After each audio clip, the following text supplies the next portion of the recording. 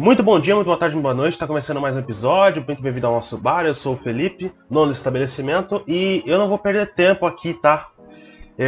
Esse vídeo aqui está saindo esse vídeo está sendo feito dia 7/1 de janeiro, até porque tirando os outros vídeos que eu gravei, que eu tava falando milhares, feliz 2024, que a maioria não vai sair por causa que ou ficou muito datado, ou por causa que não faz muito sentido postar um assunto que já saturou, sabe?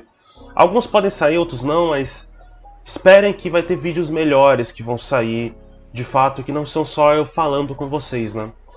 Esse vídeo aqui vai ter muitas considerações, muitas coisas que eu vou falar durante esse vídeo, que eu quero que esse vídeo seja pelo menos até uns 20, 25 minutos, para que ninguém sofra, né? Ninguém sofra um cara ficar falando aqui com vocês. Vocês gostam de escutar pessoas que são famosas, mas não gostam de escutar pessoas que não são famosas. Tudo bem, acontece. Deixa seu like, se inscreve no canal, compartilha esse vídeo pra todo mundo pra me ajudar, me ajudaria demais, tá? Eu sou o Felipe, do estabelecimento, acho que eu já falei isso aqui pra vocês, mas vamos falar sobre 3 temas no vídeo de hoje, tá? Vamos falar sobre Dorival. Dorival assinou com a seleção, basicamente está assinado com a seleção brasileira, ainda não foi anunciado de fato pela CBF, mas já está com um acordo pré-encaminhado. O Corinthians conseguiu um novo patrocinador. E algumas transferências no mercado da bola, principalmente falando de Henderson, Benzema, Lucas Perry e Adrielson para o Lyon, e também o Werner para o Tottenham, ok? Então vamos nessa, gente. Vamos nessa, vamos começando principalmente com o tema que vai abrir, o tema elefante na sala, né, Dorival na seleção brasileira. Primeiro, antes de falar do Dorival, a gente tem que falar principalmente do Diniz, o técnico que estava antes no cargo. De fato, não se deu muito bem esperado, como eu já disse isso no vídeo anterior. Não deu certo, as coisas não ocorreram muito bem. Lembre sempre, se eu estiver olhando aqui para baixo, porque eu estou com as informações anotadas aqui, eu anoto sempre as informações. Inclusive já estou com a minha água, porque eu já sei que eu vou falar bastante. Tô falando até um pouco rápido, até pra eu não me perder e também eu conseguir concatenar as ideias melhores. Mas enfim, a passada de Diniz não deu muito certo, foram 6 jogos, 2 vitórias, um empate, 3 derrotas, mas 3 derrotas que de fato colocam o Brasil numa situação muito delicada, colocam o Brasil na 6ª colocação. Derrota para a Argentina da maneira como foi, derrota para a Colômbia, derrota para o Uruguai, vitória contra a Bolívia, uma Bolívia que sinceramente é uma das piores seleções do mundo, vitória contra o Peru, porém à margem do que o Diniz poderia fazer de fato pela seleção brasileira, e um empate vergonhoso, lamentável contra a Venezuela, de fato. Porém, você deve também analisar, cara, que o trabalho do Diniz, ele não conseguiu ser concluído de fato. A gente sabe que o Diniz é um técnico, como eu disse no outro vídeo, falando do Edinaldo contactar o Ancelotti. O trabalho do Diniz, ele é de longo prazo, ele é um trabalho que demora, ele é um trabalho que precisa de tempo. E, cara, ao mesmo tempo que ele era técnico da seleção, ele era técnico do Fluminense, o Fluminense na melhor fase, o Fluminense brigando para ganhar o campeonato mais importante da sua vida até então, no momento, que era a Libertadores. Literalmente nos jogos da data FIFA, Colômbia e Argentina, ele estava estudando para jogar contra o Boca na final da Libertadores, gente. Então, assim, é complicado você concatenar essas ideias. É claro, a ideia que o Diniz aceitou foi puramente dele. A gente também tem que saber, a gente também tem que ser honesto em falar que eu aceitei esse trabalho sabendo das condições de trabalho dentro do ambiente da CBF, que é um ambiente insalubre, que é um ambiente complicado, é um ambiente que você já entra lá acorrentado de uma maneira inacreditável, porque você não faz aquilo que consegue fazer, porque você por mais que você tenha material, você não tem tempo. É diferente quando você vai de clube e seleção, né? Na seleção, você convoca os jogadores, eles ficam 2 semanas aqui, treinam 2 vezes, vão pro jogo. Descansam um dia, treinam mais 2 vezes, vão pro outro jogo, depois voltam pros seus países que jogam. Não tem tempo. Não tem tempo pra concatenar ideias, sabe? E o que fica 2023 foi jogado no lixo. foi jogada no lixo porque a gente sabe que o Diniz ele era um técnico que, desde o momento em que foi falado o nome do Ancelotti, depois foi escolhido o Diniz como técnico interino, a gente sabia que, primeiro, as ideias não batiam, eram ideias totalmente opostas, de estilo de jogo, pensamento futebolístico até um pouco parecidas, mas estilos de jogos diferentes. Porém, dois trabalhos que precisam de tempo, dois trabalhos que o Diniz já falou que precisa de tempo para treinar, já falou que precisa de colocar suas ideias dia a dia. Na seleção ele não ia ter esse tempo. E aí vem a questão, o Diniz ele foi demitido da seleção com a volta do Edinaldo, com a liminar que ele conseguiu do Ministério da Justiça, a volta do Edinaldo, e aí a gente tem que colocar o seguinte, né, ambiente de trabalho. O Diniz ele foi demitido pelas notícias dos jornalistas, pelo que a gente sabe das apurações dos jornalistas que estão dentro da CBF, jornalistas que têm contatos dentro da CBF, ele foi o último a saber, ele foi o último a conhecer a sua demissão. O Edinaldo, ele, como a gente disse no último vídeo, ele parece que está tentando dar uma cartada final, e de fato a contratação do Dorival é uma contratação de impacto, é uma contratação que você olha e fala, cara, ele durante o ano de 2022 ou o ano de 2023, ele conseguiu fazer que dois times que estava perdido nos seus próprios jogadores, na sua própria filosofia de jogo, e conseguiu ganhar uma Libertadores, por mais que não tenha assumiu a metade final da temporada e conseguiu ganhar a Libertadores, levou o time para o Mundial, ganhou a Copa do Brasil, jogando muito bem. E o outro conseguiu ganhar o único troféu que faltava na galeria do maior clube do Brasil, que é o São Paulo, também na minha opinião. Né? Já perguntando, quem estava se perguntando, também achava que o São Paulo era o maior clube era e é o maior clube do Brasil. Agora, com certeza, ganhou todos os clubes. E é muito complicado, cara, porque é uma cartada que o Edinaldo coloca e fala para todos que querem ouvir: eu ainda sou o presidente, eu ainda tenho a minha carta na manga. Eu não consegui o meu as, mas eu vou conseguir uma segunda carta que é tão boa quanto o Ancelotti, que está no futebol brasileiro, que é o Dorival Júnior. Eu gosto do estilo do Dorival, acho certo o Dorival ser contratado pela CBF, acho. Até porque a gente tem que falar, cara, é um sonho para todo treinador da seleção brasileira, todo treinador vestir a camisa da seleção brasileira. E todo treinador da seleção brasileira se sente honrado por estar ali. Até mesmo o Ancelotti, que foi persuadido pelo Edinaldo, se sentiu amplamente grato, como ele disse, né, na coletiva, quando ele explicou toda a situação para a CBF. Mas o que fica, cara, é um ambiente insalubre, um ambiente que você é demitido sem saber, e é aquela coisa, a falta de transparência. Por mais que você tenha um chefe seu, imagina, você tem um chefe seu que ele volta como o bambambam da história, volta querendo botar na mesa e te demite sem você saber que você foi demitido, você é o último a saber que foi demitido. É um negócio que não tem transparência, não tem cara a cara, como por exemplo, notícias que, por exemplo, saiu na ESPN, o Diniz, pelo que tem de conversas nos bastidores com o próprio Edinaldo, ele se irritou com o tom da conversa que ele teve, porque eu fui demitido por causa dos meus maus resultados? Não, veja bem, não foi mais ou menos assim, a gente gostou do seu estilo de jogo, a gente gostou que você convocou uma nova safra de jogadores, mas não era o caminho que a gente estava gostando, sabe? Não foi claro o suficiente, não foi transparente o suficiente, cara. Esse é o ambiente que todo técnico da seleção vai ter que conviver. Todo técnico que vai para a seleção tem que conviver. Vai ter que conviver com Edinaldos da vida, vai ter que conviver com Cablocos da vida, vai ter que conviver com José Marins da vida, vai ter que conviver com esse tipo de gente. Como é que você trabalha? Você perde a sua também a sua filosofia, mas sua fisionomia de jogo. Você perde isso quando você vai para lá. Você assina um contrato já perdendo. Mas, dito isso, muito boa sorte pro Dorival. Espero que o Dorival faça o melhor trabalho do mundo, que consiga levar a seleção brasileira, porque agora ele vai ser apenas o técnico da seleção brasileira, não vai ser o técnico do São Paulo.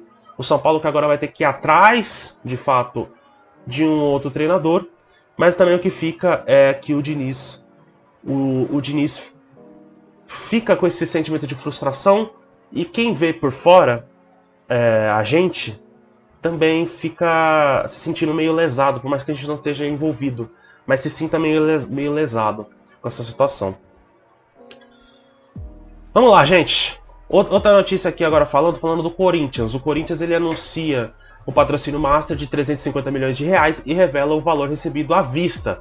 Eu vou falar a matéria aqui do Bruno Sussuti e o José Edgar de Matos, que foi publicado no GE do Corinthians. O Corinthians anunciou nesse domingo o acordo de patrocínio master com as casas apostas VaiDebet. O contrato será de 3 anos com um valor total de 370 milhões de reais, sendo 10 milhões de reais por mês e mais 10 milhões de reais de luvas. De acordo com Augusto Melo, presidente do Corinthians, a empresa pagou 20 milhões de reais de forma antecipada. Além disso, o dirigente garantiu que a VaiDebet será responsável por arcar os 20 milhões da Pixibet, antiga patrocinadora do clube. Lembrando que no final da gestão do Duílio, no final da gestão de todos esses anos, né, que o Corinthians foi tomado de assalto, o Pixbet, ele era a antiga patrocinadora, e você não pode ter dois patrocinadores de casa de aposta da mesma franquia, não é franquia, do mesmo estilo. Você não pode ter dois patrocinadores de casa de aposta na camisa, vai ter que escolher um. Então, eles escolheram o VaiDebet, o Pixbet, que foi assinado com o final do mandato do presidente Duílio, do ex-presidente Duílio.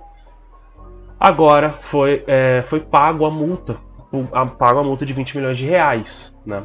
A VaiDebet vai ocupar o espaço na camisa do Corinthians, que desde 2021 era da Hypera Parma, né, que é a antiga patrocinadora que cercava cerca de 22 milhões de reais anuais ao clube. Segundo a diretoria alvinegra, a Hypera, que também é dona dos nomes da arena do Timão, pode seguir como parceira de marketing do clube. A Hypera Pharma, que é das vitaminas da Neoquímica, que colocou o nome do clube. Para quem não sabe,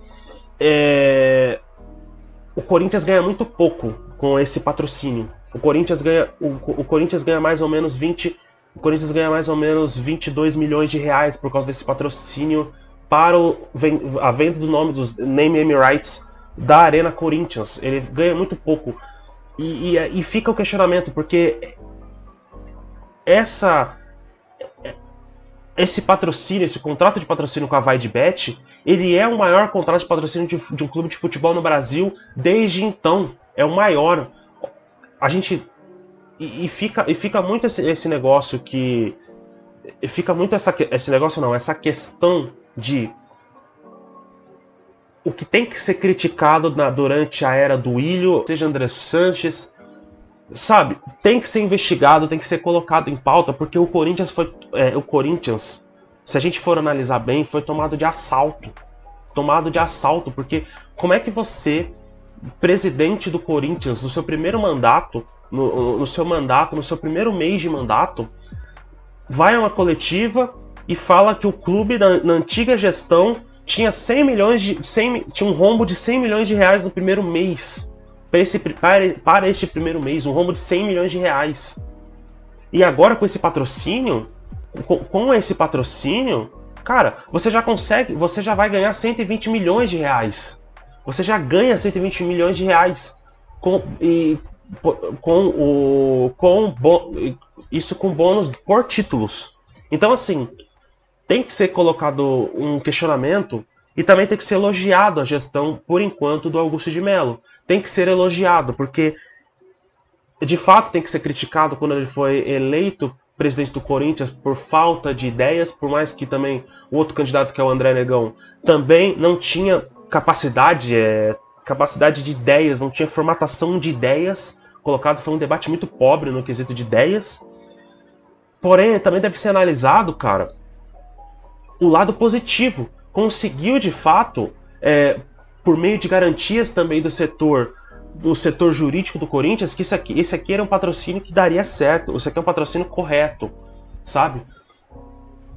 Então, parabéns ao Corinthians. O Corinthians não é um clube que tem que disputar rebaixamento. O Corinthians não é um clube que tem que disputar meio de tabela. O Corinthians é um clube que tem que disputar as principais competições de frente. É uma força motora do futebol brasileiro. É um clube que revela muitos jogadores jovens e tem que lucrar com esses jogadores jovens, porém tem dificuldade com isso.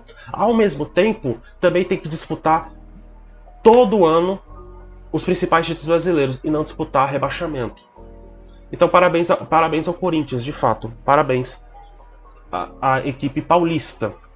E agora chegando às partes das transferências, eu tô apressado aqui, cara. Eu vou até tomar uma aguinha. Chegando à parte das transferências, a gente vai falar do Benzema, do Henderson, que possivelmente pode estar de saída para saída do campeonato da Arábia Saudita. Benzema está arrependido, já não tem pernas, é uma batalha perdida. Essas palavras são de um antigo jogador e treinador, o Jean-Michel Larquet, que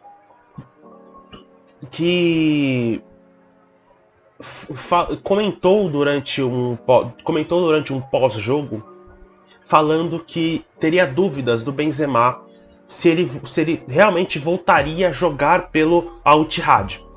Como a gente disse aqui no canal, o Al Ittihad é uma bagunça, possivelmente dos 4 clubes o mais bagunçado. Al Ahly, Al Nassr, Al Ittihad e Al Hilal é o mais bagunçado. É um clube que precisa rever a sua forma e sua estrutura, até porque foi, de fato, tirando o Al Nassr com o Cristiano, foi o primeiro clube que trouxe mais jogadores de nome. Foi o primeiro clube que trouxe Kanté e Benzema, de uma tacada só, sabe? Então, é um clube que ganhou a Liga Saudita na última temporada, é um clube que disputou o Mundial de Clubes por ser o campeão e ser o país sede do torneio, porém é um clube que está na 8ª colocação do Campeonato Saudita. É um clube que está atrás de Damak, é um clube que está atrás de Al Fayt, é um clube que está atrás de Al Town, sabe? E inclusive dos outros 3. Então, assim, o Benzema, ele apagou suas redes sociais. O Benzema, além de ter apagado suas redes sociais, ele faltou a treinos. A gente espera que seja... Ele não deu uma justificativa até então. Ele espera que essa justificativa seja por causa do final de ano, né? Porque foi na reta final. Muito por conta daquele jogo contra o Al Nassr antes desse final de ano, que o Al Nassr acaba fazendo 5-2 no Al Ittihad. Um jogaço, um jogo que o Cristiano Ronaldo tomou de assalto esse jogo. E deu pra ver, por exemplo, com jogadores como o Benzema e principalmente jogadores como o Henderson, em matéria que saiu da redação do TNT Esportes e do Liverpool. Henderson deseja retornar à Premier League, diz o jornal. Experiente meio-campista, jogador do Al Ettifaq da Arábia Saudita desde junho do ano passado, segundo o Daily Mail.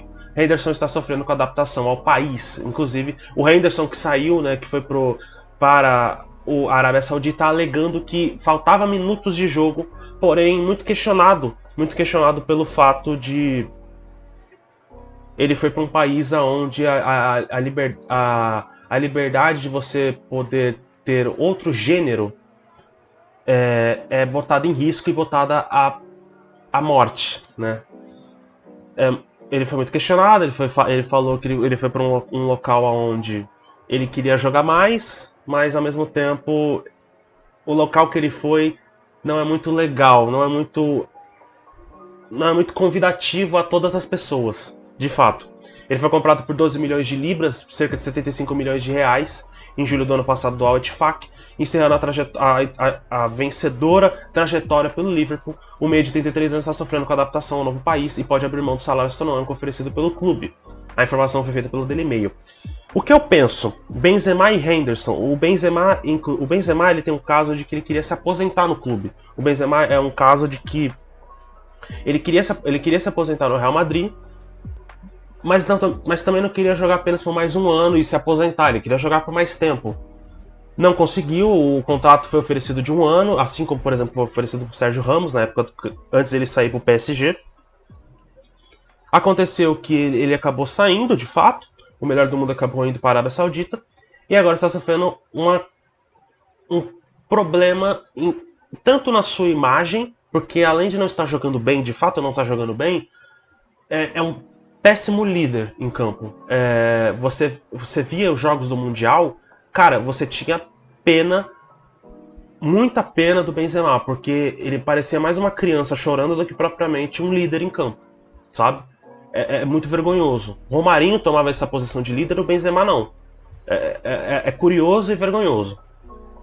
E agora você vê o Benzema não querendo jogar, não tendo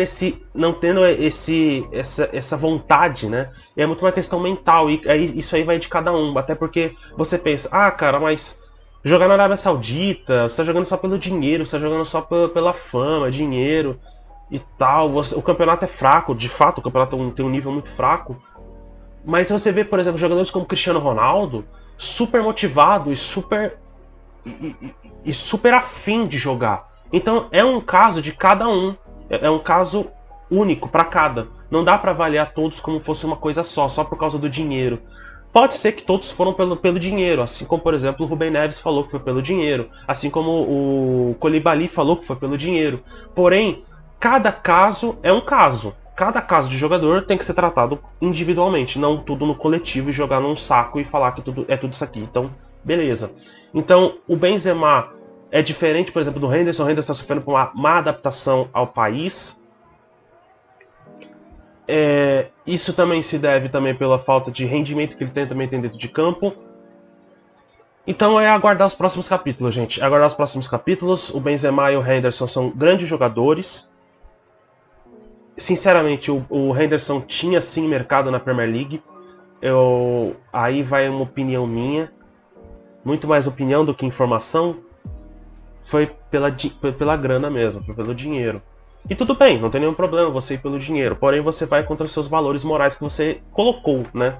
Você defende as pautas LGBT, LGBTQIA+, e você vai para um país que mata essas pessoas. É complicado, né? É meio discorrente.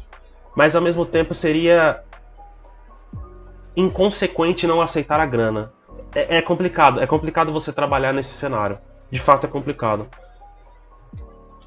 Werner aceitou o contrato de 6 meses de empréstimo para o Tottenham. Eu vou falar brevemente aqui. Eu gostei da contratação. O Tottenham vem sofrendo com a falta de um 9.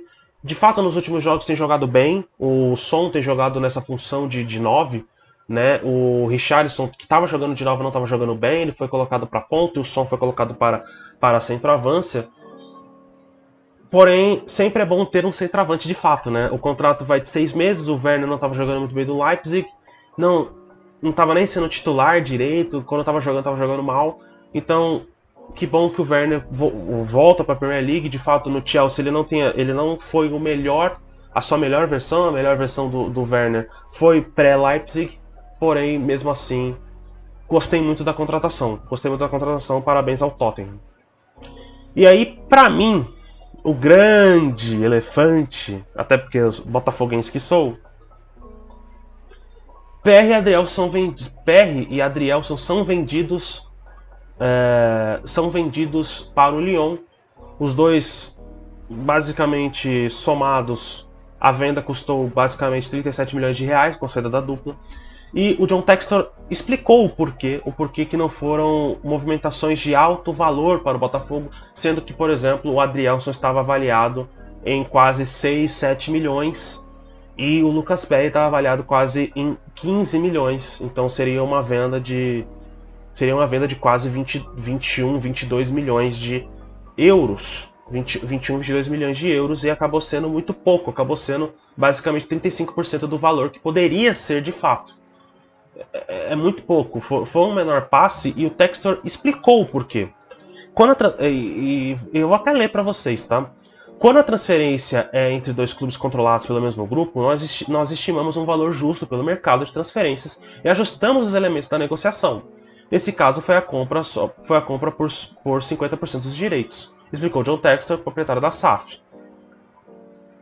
O que fica o Lyon, ele antes na janela há 6 meses, ele já tinha enfrentado um punimento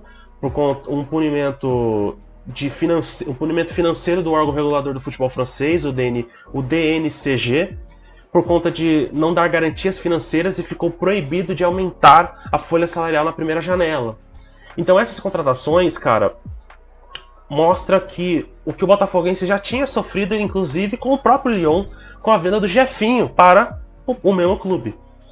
O Jefinho foi vendido basicamente por 10 milhões de euros, poderia ser vendido por mais, estava jogando muito bem. Inclusive foi colocado para mim no Campeonato Brasileiro a grande revelação do Campeonato Brasileiro. Pra mim, jogou muita bola. Não dava pra... O Endrick foi escolhido, mas o Endrick jogou tipo 4 jogos, não jogou nada direito. Faz sentido o Endrick ser chamado agora como a grande revelação do Campeonato Brasileiro, mas enfim. PR e Adrielson são colocados como apenas mais um negócio de Textor para Textor, né? No final das contas. No final das contas, essa manipulação de valores, essa forma de você encaixar um cenário que seja bom para o Lyon e que seja ok para o Botafogo, seria o melhor. Seria o mais viável, porque o PR ele ainda tem, como diz na matéria, 15% de direito de venda do São Paulo. E o Sport, por causa do mecanismo de solidariedade, também tem 3%. Então, valores maiores que esses que foram de acordados, tanto o São Paulo quanto o Sport receberiam muito dinheiro. O São Paulo recebeu 2,8 milhões de reais e o Sport recebeu mais ou menos 500 mil reais. Foi uma maneira de que fizesse com que os clubes que tinham porcentagens ganhassem menos, o clube que ele está ganhasse pouco do que poderia ser ganho, e o clube que de fato interessa ao John Textor, que é o próprio Lyon, recebesse 2 jogadores de alta qualidade, jogadores de seleção brasileira, 2 jogadores que estão nessa volta do Lyon. O Lyon que estava na zona de rebaixamento, porém no final desse ano conseguiu se recuperar, saiu da zona de rebaixamento. Agora com esses 2 jogadores, eu tenho a certeza, eu dou a certeza que vai jogar melhor. Mas é isso, né? O Botafogo mais uma vez é feito como um clube empresa. Essa é a realidade do clube. Essa é a realidade de um clube que aceitou essas condições. Por mais que, por exemplo, a gente tinha lá em junho de 23, o Adrielson tenha recebido uma proposta de 4 milhões de euros do Besiktas, proposta de fato maior do que é recebido pelo Lyon, ainda assim tá dentro do clube. Tá tudo dentro da mesma SAF, tudo dentro da mesma lógica, sabe? Então, é complicado, cara. E falando como botafoguense, a gente fica um pouco frustrado. Primeiro porque a gente entende quais são as condições do Textor, a gente entende que quando ele veio pra cá seria desse jeito, seria dessa maneira, porém machuca de fato, machuca. Né? Você perde os 2 principais nomes do primeiro turno como se fossem migalhas de pão para um clube que é o seu co-irmão por migalhas. Mas é isso, gente. É isso que eu queria falar no vídeo de hoje. Eu espero ter resumido, falado tudo pra vocês. Curta, compartilha esse vídeo, se inscreva no canal. E é nóis, gente.